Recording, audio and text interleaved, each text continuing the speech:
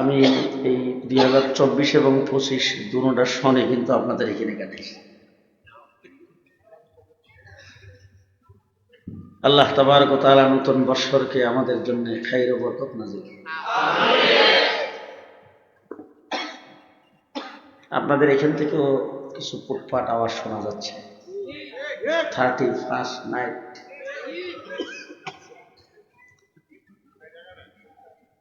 আমরা মুসলমানদের জন্য দিবস পালন করা ঠিক নয়।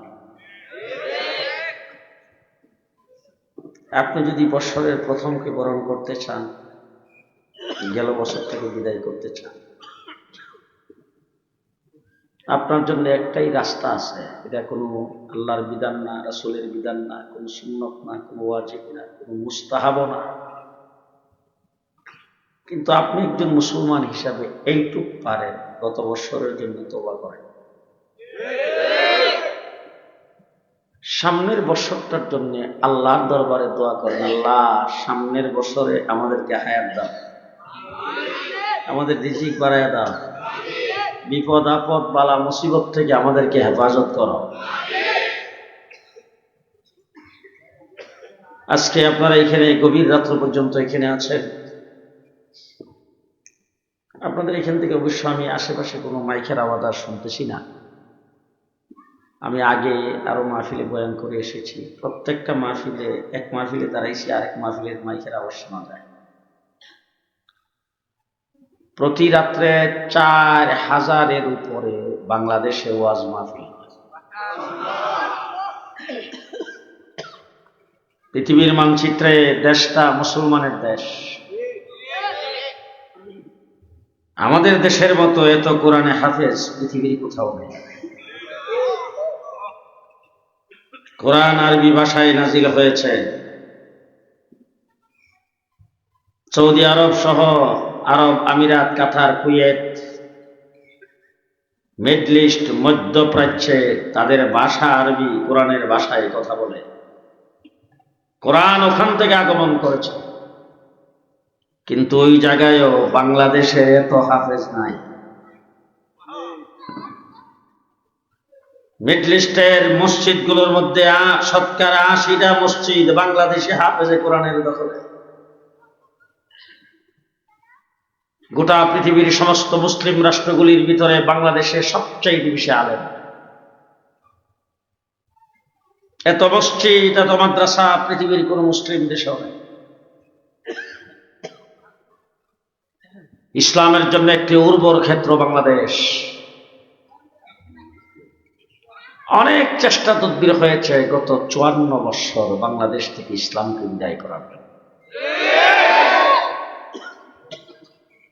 কিন্তু চেষ্টা করেও পারে নাই। গত জুলাই আগস্টের আন্দোলনে যারা রাস্তাঘাটে রক্ত দিয়েছেন, মসজিদে আজান হওয়ার পরে তারাই রাস্তায় দাঁড়ায় ইমাম বানায় জামাতের সাথে নামাজ আদায় করেছে।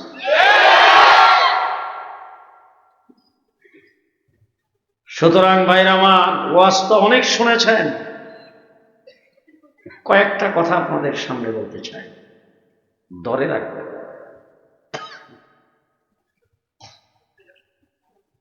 এই দেশ 800 বৎসর পর্যন্ত মুসলমান শাসন করেছিল। এরপরে দেশটা দখল করেছে ইংরেজ। ইংরেজ থেকে এই দেশ স্বাধীন করার জন্য কোন নেতা, কোন লিডার, কোন দলের সভাপতি, সেক্রেটারি কথা বলে না। সর্বপ্রথম ইংরেজের বিরুদ্ধে হুঙ্কার দিয়েছেন একজন মৌলবী, তার নাম শাহ আব্দুল আজিজ মুহাদ্দিসে দেহলভী রাহমাতুল্লাহ। 1802 খ্রিস্টাব্দে দিল্লির জামে মসজিদের মেম্বার থেকে হুঙ্কার দিয়ে বলেছেন, বাংলাদেশের, ভারতবর্ষের মুসলমানেরা, তোমরা পরাধীন হয়ে গেছো, তোমাদের ক্ষমতা ইংরেজ দখল করে নিয়েছে, দেশকে স্বাধীন করার জন্য তোমাদের মুক্তিযুদ্ধ করা ফরজ। এরপরে আমরা 250 বৎসর লড়াই করেছি। আজকে আপনাদের এখানে দাঁড়ায় বলতে চাই, আমাদেরকে স্বাধীনতার ইতিহাস বলে দেওয়া হয়েছে। আমাদেরকে দেখলেন মৌলবী মিলাদ করার জন্য। আমরা মিলাদের মৌলবী নয়। দেশের জন্য রক্ত আমরা দিয়েছি। 3.5 লক্ষ আলেমকে পানিতে ডুবায়া, আগুনে পোড়ায়া, ফাঁসির কাষ্ঠে ঝুলাইয়া হত্যা করেছে ইংরেজ। 3.5 লক্ষ। একদিনে 14,000 আলেমকে ফাঁসির কাষ্ঠে ঝুলানো হয়েছে। ঢাকার ভিক্টোরিয়া পার্কের এমন কোন গাছ ছিল না যে গাছের ডালায় আলেমদের লাশ মাসের পর মাস না ঝুলছে। রক্ত দিয়ে সংগ্রাম করে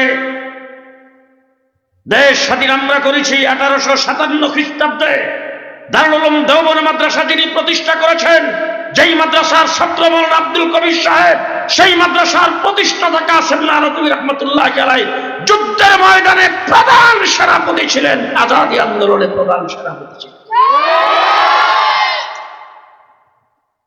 1857 থেকে 1866 পর্যন্ত 14,000 আলেমকে একদিনে ফাঁসির কাষ্ঠে ঝুলানো হয়েছে। গণাবাসা কয়েকজন আলিম বেঁচে ছিলেন, তার মধ্যে ঘটনাক্রমে বেঁচে গেছেন কাসেম নানতুবি রাহমাতুল্লাহ আলাইহি। 1866 সনে দেওবন্দের আনার গাছের নিচে একজন উস্তাদ ঠিক করেছেন, তার নাম মাহমুদ, আর যিনি ছাত্র পড়তে আসছেন তার নামও মাহমুদুল হাসান।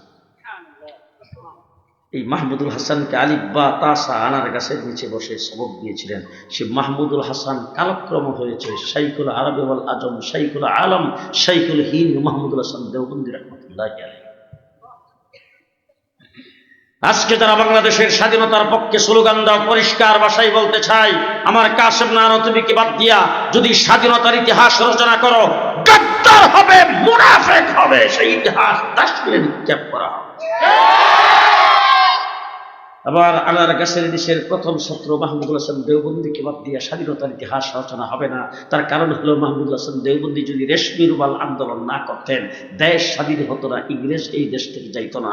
যদি হুসাইন আহমদ মাদানী তার ছাত্র মাল্টার জেলখানার ভিতরে 2 জন একসাথে ছিলেন, মাহমুদুল হাসান দেওবন্দিকে প্রত্যেক দিন রুম থেকে বের করে নেওয়া হতো, লোহার শিক গরম করে তার পিঠে আর কোমরের মধ্যে লাগানো হতো। ইন্তেকালের পরে যখন পর্দার ভিতরে লাশ যখন কাপড় জামা কাপড় খুলছেন ধোয়াইবার জন্য, তখন দেখে পিঠের মধ্যে আর কোমরের মধ্যে চামড়াও নেই, গোশতও নেই। যারা গোসল করাইতে গেছিলেন তারা চিৎকার করে বের হয়ে আসছেন। আসার পরে জিজ্ঞেস করেছেন কি ব্যাপার, তারা কান্নার সুরে কথা বলতে পারতেছেন না। হঠাৎ করে একজন বলতেছেন, শেখের কাপড় খোলার পরে দেখলাম পিঠের আর কোমরের মধ্যে চামড়াও নেই, গোশতও নাই। তখন হুসাইন আহমদ মাদানীকে সকলে মিলে জিজ্ঞেস করেছেন। হুসাইন আহমদ মাদানী বলছেন, হুজুর আমাকে ওসিয়ত করেছিলেন কাউকে যেন না বলি। আজকে যেহেতু হুজুর ইন্তেকাল করেছেন এই জন্য বলছি। মাল্টার জেলখানার ভিতরে 4 বছর ছিলেন, প্রত্যেক দিন ওনাকে রুম থেকে বের করে নেওয়া হতো আর লোহার শিক গরম করে ওনার পিঠে আর কোমরের মধ্যে লাগানো। হুসাইন আহমদ মাহমুদুল হাসান দেওবন্দি বেহুশ হয়ে যাইতেন। হুশ হওয়ার পরে ইংরেজরা বলতো, ইংরেজদের বিরুদ্ধে যে যুদ্ধের ফতোয়া দিয়েছ সেই ফতোয়া উদ্ধ করো। মাহমুদুল হাসান দেওবন্দি বলতেন, তাদের নির্যাতনে মৃত্যু হতে পারে, কিন্তু জেনে রাখ মৃত্যুর দ্বারে যাও বলবো ইংরেজের বিরুদ্ধে যুদ্ধ করা ফরজ। সেই মাহমুদুল হাসান দেওবন্দির সুযোগ্য ছাত্র হযরত হুসাইন আহমদ মাদানী। আজকে স্বাধীনতার ইতিহাস রচনা করবা, হুসাইন আহমদ মাদানী যায় দাঁড়াইছেন লাহোরের কোর্টে।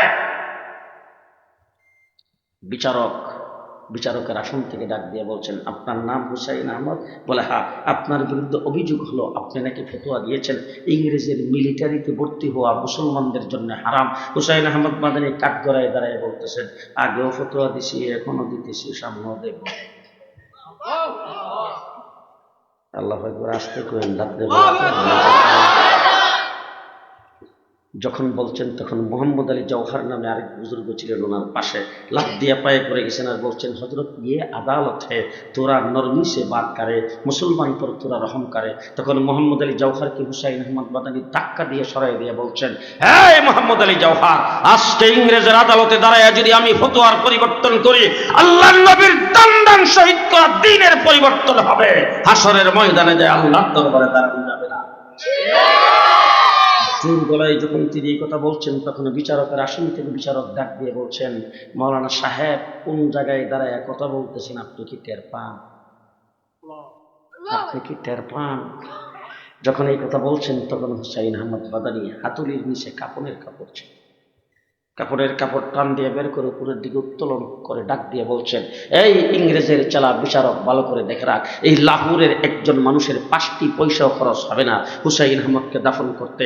তোর হাতে কলম, তোর হাতে আইন, তুই যেটা খুশি সেটাই করতে পারস। আমাকে ফাঁসির কাস্তে ঝুলাইতে পারস, আমাকে যাবজ্জীবন কারাদণ্ড দিতে পারস, আমাকে শুলিতে চড়াইতে পারস। জেনে রাখ, ফাঁসির হুকুম দিলে ফাঁসির মঞ্চে যায় বলবো, ইংরেজের মিলিটারিতে ভর্তি হওয়া মুসলমানদের জন্য হারাম, ইংরেজের বিরুদ্ধে যুদ্ধ করা ফরজ।